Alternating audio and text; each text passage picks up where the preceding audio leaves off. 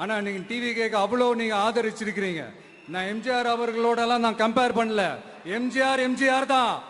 ஆனா நாம பெரியார், அண்ணா, எம்ஜிஆர் அவர்கள் வழியில ஒரு அன்பா உழைக்க வந்த உங்க விஜய், அவ்வளவுதான்.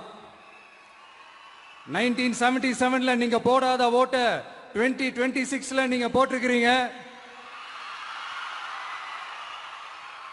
என்ன ஒண்ணு, இன்னும் கொஞ்சம் அதிகமா ஆதரிச்சிருந்தீங்கன்னா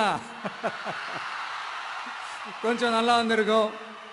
பட் பரவாயில்ல, ஃபியூச்சர்ல வரப்போற எல்லா தேர்தலையும் உங்களுடைய முழு சப்போர்ட் என்னால வாங்க முடியும்ன்ற அந்த ஒரு நம்பிக்கை இப்போ என் மனசுல ரொம்ப ஆழமா பதிஞ்சிருக்கு.